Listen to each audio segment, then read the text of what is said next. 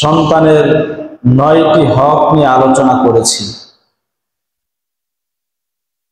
আল্লাহ তাআলা যদি তৌফিক দান করেন, আজকে আমরা সন্তানের আরেকটি হক, 10 নম্বর অধিকার, এই 10 নম্বর হক নিয়ে আলোচনা করব। এবং পাশাপাশি যেহেতু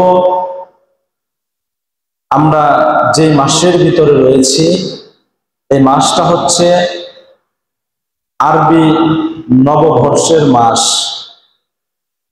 যেরকম ভাবে ইংরেজিতে জানুয়ারি মাস হচ্ছে ইংরেজি মাসের শুরু মাস,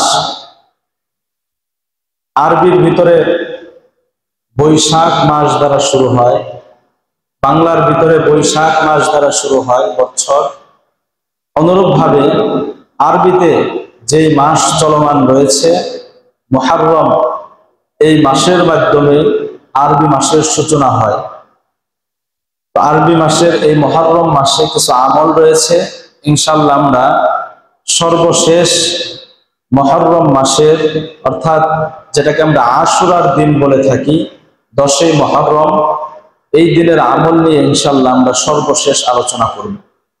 আল্লাহ সুবহানাহু ওয়া তাআলা আমাদেরকে এখন থেকে নিয়ে জুমার আগ পর্যন্ত, নামাজের আগ পর্যন্ত, খুতবার আগ পর্যন্ত যে আলোচনাগুলো করা হবে, সর্বপ্রথম আমাকে, তারপরে আল্লাহ তাআলা আপনাদেরকে আমল করার তৌফিক দান করুন, সকলে আমিন।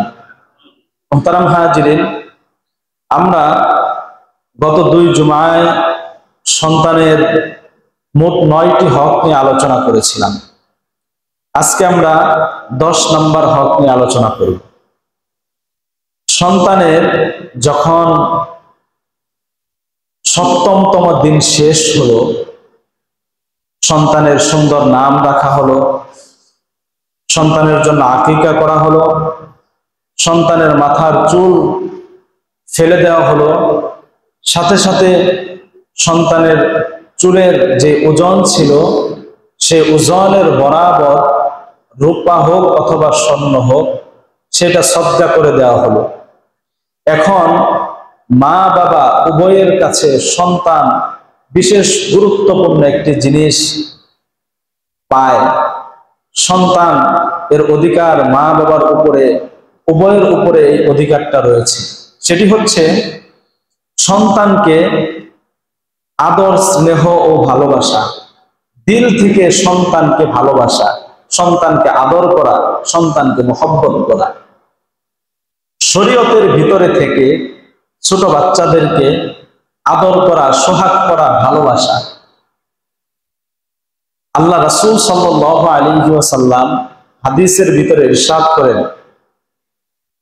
জামিয়া তিরমিজি হাদিস নাম্বার 1920, হাদিসের রাবি হযরত আমর ইবনে শুআইব, তিনি তার পিতা এবং দাদার সূত্রে বর্ণনা করেন, قال رسول الله صلى الله عليه وسلم ليس منا من لم يرحم صغيرنا ويعرف شرف كبيرنا।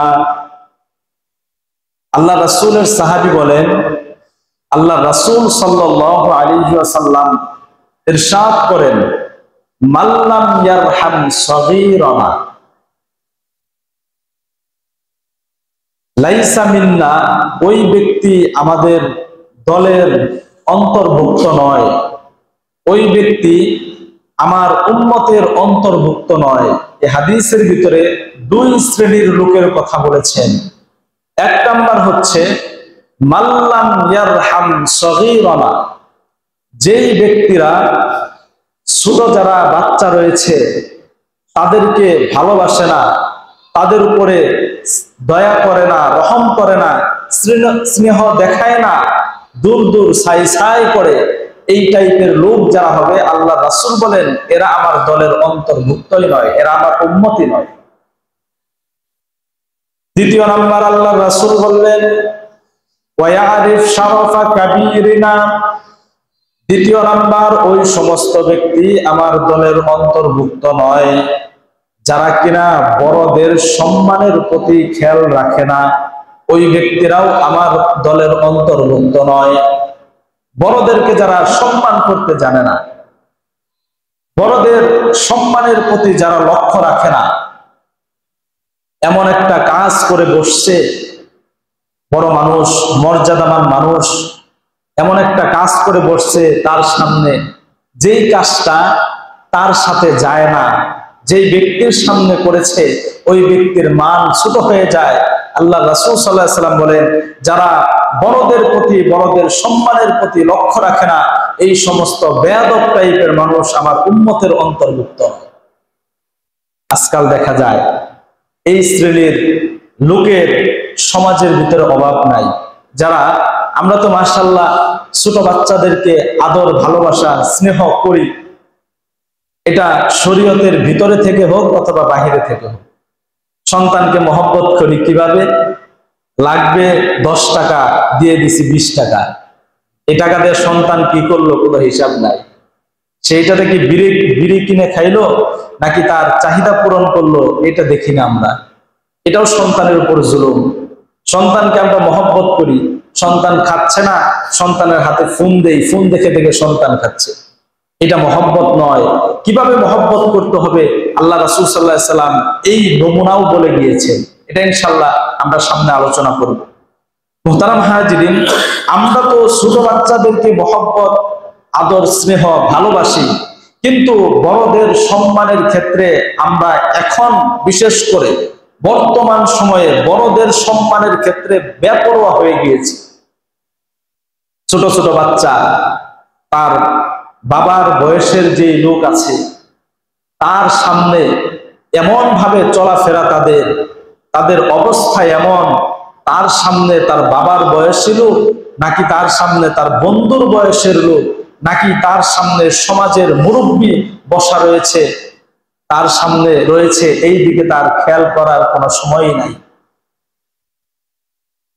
এখন সমাজের দিকে তাকালে বড় আফসোস করে বলতে হয়, বিশ্বাস করেন এখন বর্তমান সময়ে বিড়ি সিগারেট, একটা উদাহরণ দেই, এটা তো মানে মানুষ এটাকে গুনাই মনে করে না, ঠিক না ভাই? এটা যে একটা গুনাহের কাজ, এটা মানুষ এখন গুনাহ মনেই করে না। তো এইটা নিয়ে ইনশাল্লাহ নেশা করার যে কি ক্ষতি, সিগারেট বিড়ি খাওয়ার যে কি ক্ষতি, এটা নিয়ে ভিন্ন একটা সময় আমরা আলোচনা করবো ইনশাআল্লাহ তাআলা। কোরআন এবং হাদিসের আলোকে এটার কি পরিমাণের যে ক্ষতি, ইনশাআল্লাহ আমরা একটা জুমায় এটা নিয়ে আলোচনা করব। তারা হাজিরিন, ধরেন এই যে বিড়ি সিগারেট খাওয়া, এটা নিঃসন্দেহে ইসলামে একটা হারাম কাজ। সমাজের ভিতরেও এটাকে কি মানুষ ভালো চোখে দেখে? একটু কথা বলেন, ভালো চোখে দেখে? ভালো চোখে কিন্তু দেখে না। কিন্তু এটা এমন আম হয়ে গিয়েছে, যারা এটাকে সেবন করে, যারা এটা খায়, তারা এমন বেপরোয়া হয়ে গিয়েছে, কার সামনে খাচ্ছে, সে কি তার বাবার বয়সের, সে কি তার বাবা নাকি তার দাদার বয়সের, নাকি সে তার বন্ধু নাকি বন্ধুর বয়সের, এগুলা দেখার কোনো তোয়াক্কা নাই। হুজুরদেরকেই দেখে না। আপনাদেরকে একটা প্রশ্ন করি, এগুলো হচ্ছে আমাদের সংশোধনের বিষয়। আমি তো শুধুমাত্র এখান থেকে আপনাদের যে মনোভাব, ইসলামের প্রতি আপনাদের দিলের ভিতরে দরদ ঢুকিয়ে দিতে পারবো, কিন্তু আপনার ইসলাম আপনাকেই পালন করতে হবে, আমি আপনাকে জোর করে পালন করে দিতে পারবো না। মুহতারাম হাজিরিন, আচ্ছা বলেন দেখি, এই যে সমাজের ভিতরে যে কয়েকটা মসজিদ রয়েছে, এই মসজিদের যারা দায়িত্বে রয়েছে, অর্থাৎ ইমাম, খতিব যারাই রয়েছে, তো এদের যদি কোনো দোষ, কোনো গুনাহের কাজ মানে প্রকাশ পায়, যেটা অন্য 10 জনের ভিতরে প্রকাশ পেলে কোনো সমস্যা নাই, কিন্তু ইমাম সাহেবের ভিতরে যদি প্রকাশ পায়, তাকে কি আমরা ইমাম হিসাবে রাখবো? যেরকম ধরেন, যেহেতু সিগারেট দিয়ে উদাহরণ দিতেছি, আমি যদি বিড়ি খাই রাস্তা দিয়ে, আপনারা আমাকে নামাজ পড়াইতে দিবেন? কথা বলেন, দিবেন? কেন দিবেন না?